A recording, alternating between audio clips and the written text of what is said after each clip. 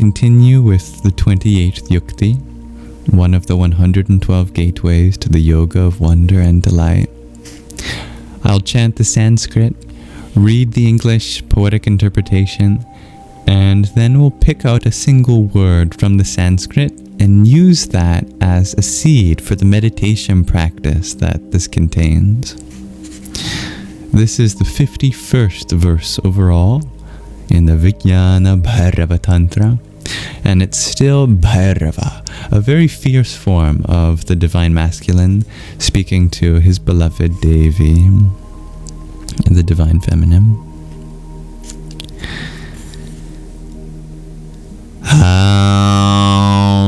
Yatha tatha yatra tatra dvadashante manah kshipet pratikshanam kshina vrter vailakshanyam dinair bhavet.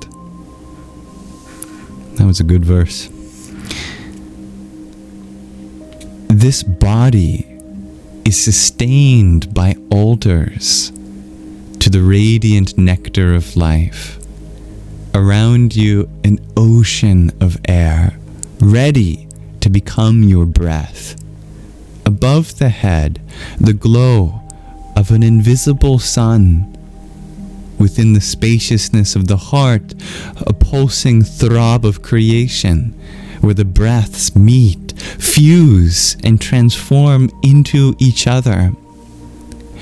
Whenever, wherever your mind wanders, whatever you wonder, return to the luminous. Choose any altar. Throw your attention again and again into one of these centers where spirit and flesh consummate their love. Day by day, old whirlpools fade, the endless circles. You are living in the temple of essence.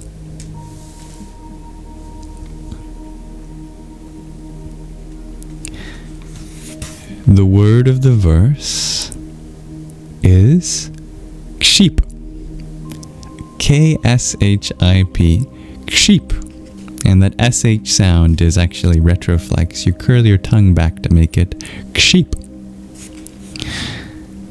It can mean to throw, cast, send, dispatch, to move hastily, the arms or legs, to throw a glance as the eye, to direct the thoughts upon, to throw away, cast away, get rid of. To even utter abusive words, insult, to throw into, to cause to descend into. Kship. The practice? Select one of the delight-filled centers in the body and learn to be centered there as you live your life. This yukti is a continuation of the previous one, the 27th one. First, you may want to explore your chosen center only during meditation, or even lovemaking, or dancing, or music. After a while, you may begin to feel at home in yourself and realize, oh, this is my residence, one of my many residences, and it's good to be here. After you stabilize in this perception, begin to explore being poised in that area as you move through your day. Practice being in yourself and centered while doing chores, working, talking, and loving people. Yukti means skillful, and if you do this yukti skillfully, you will function better and have more attention for the outer world, even though you are also attending to your inner delight.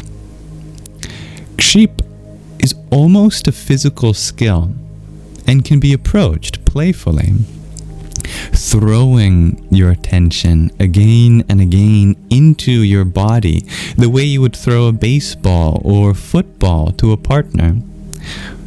Through practice, you develop elegance, grace, and effortlessness.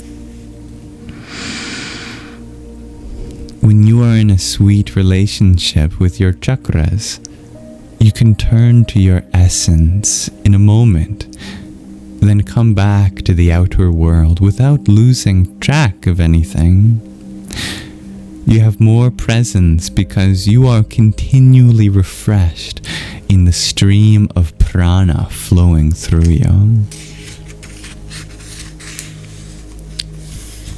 That is the 28th Yukti. Abide in these altars of life in your body. Let's read another one, shall we? This is the 29th Yukti and the 52nd verse overall in the Vijnana Bhairava Tantra.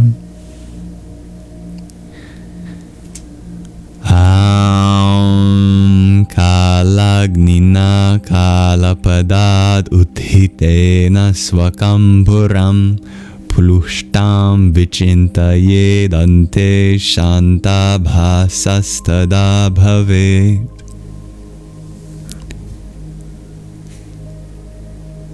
Live for a few days in the meditation.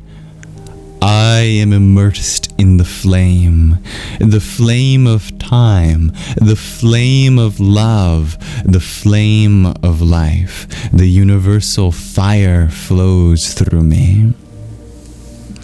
Step into that fire wholeheartedly, starting with the big toe, then surrendering everywhere. Only the not self, which doesn't exist anyway, burns away. Attend to this continually and awaken into tranquility.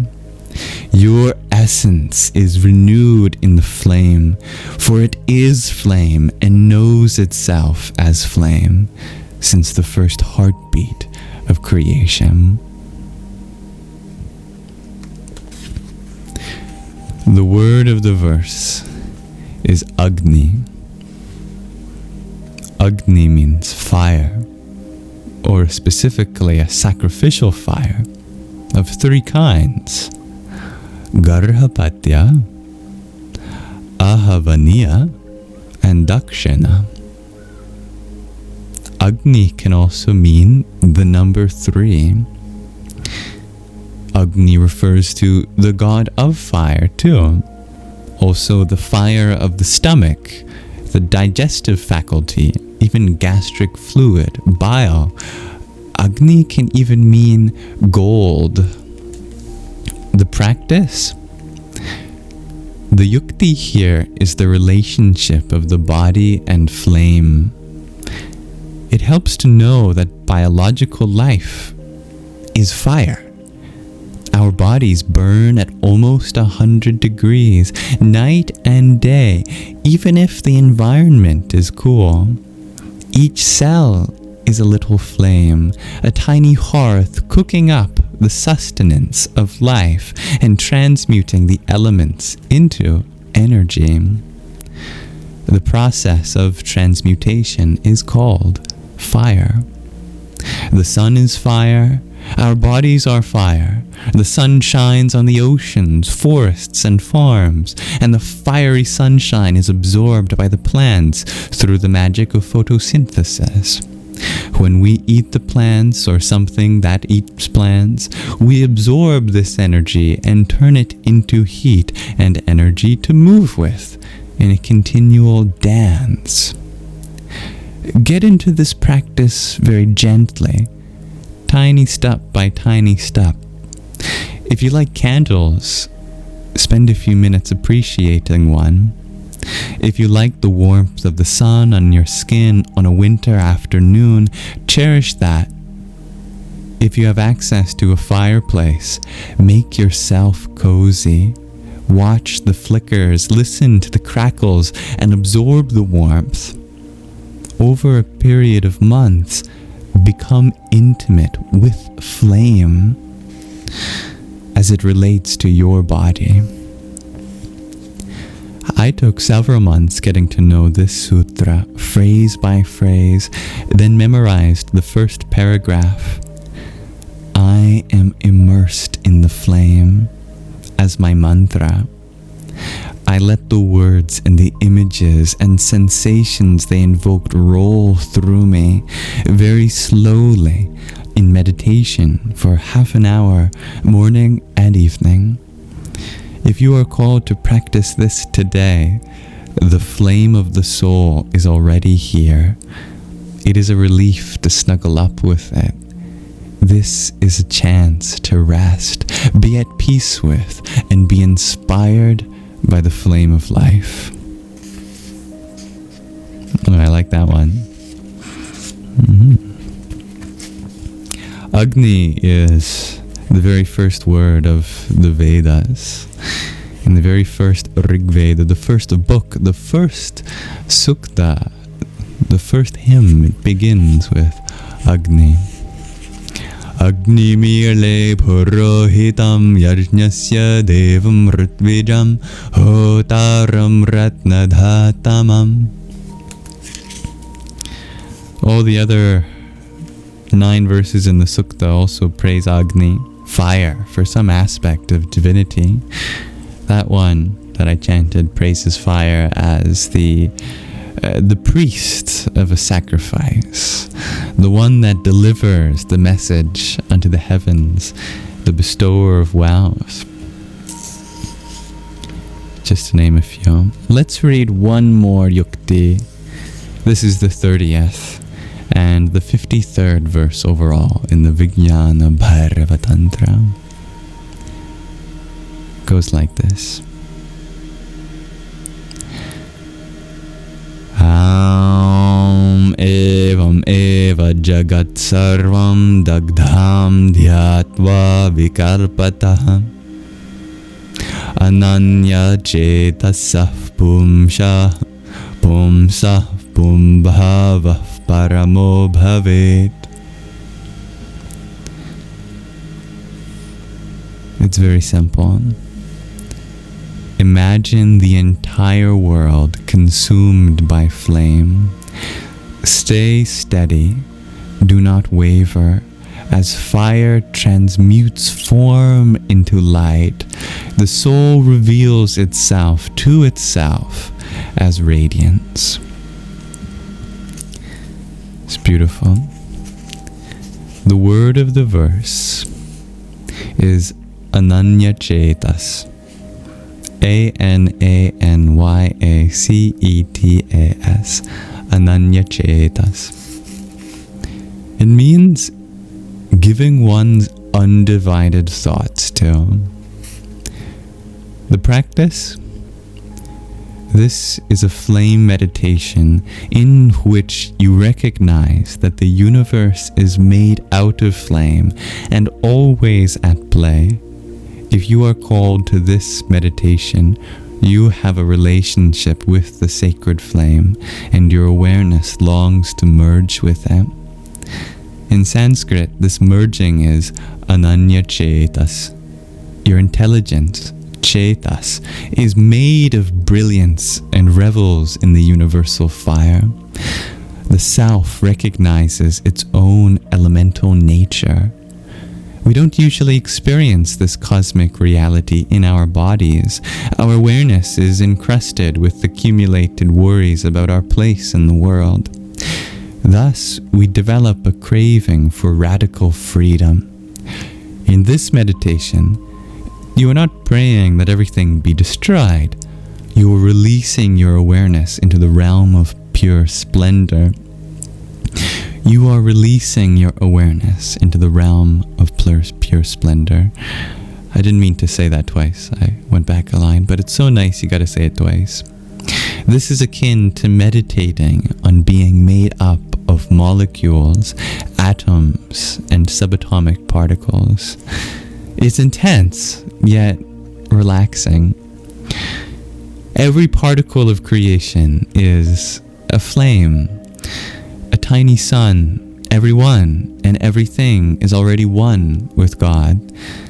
99th century Anglican minister John Henry Newman said, "Heaven and hell are the same place. It's just that in hell people resist the flame." It can be an extraordinary relief to sense that the universe is a flame. Get someone to explain a bit of astrophysics to you, so you can grasp that the matter in your body, all around you, everything you have ever touched or eaten, was once a part of a sun. Beautiful. I love those two verses for fire there. Yeah. It is no surprise that the ancients praised fire.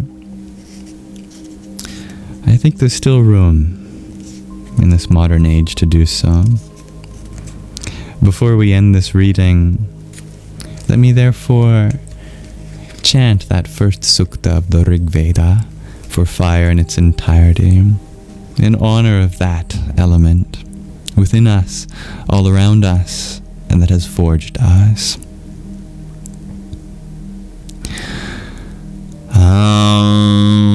Asya Shri Agni Mile Suktasya Madhuchanda Vaishwamitrarshi Agnir Devata Gayatri Chandaham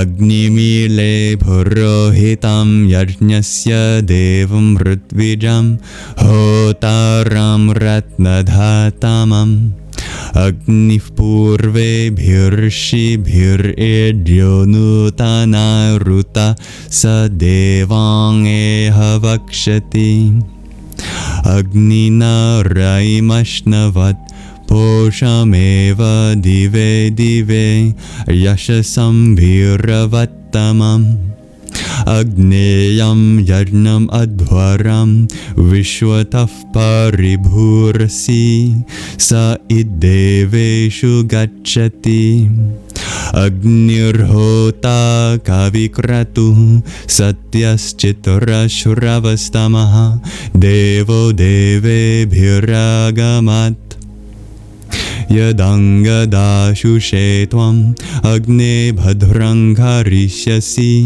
Tave Tat Satyamangiraham Upatvagne Dive Dive Doshavastardhiya Vayam Namo Bharanta Emasi Rajanta Madhvaranam Gopamritasya Didivim Vardhamanam Swedame Sanaf Piteva Sunave Agne Supayano Bhavam Sachasvana Swastaye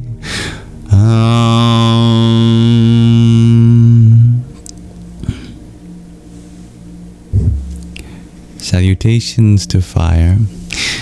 Thank you for listening to that, and thank you for listening to another 3 yuktis from the Radiance Sutras. I hope at least one of you practices at least one of these yuktis at some point. Very transformative they are.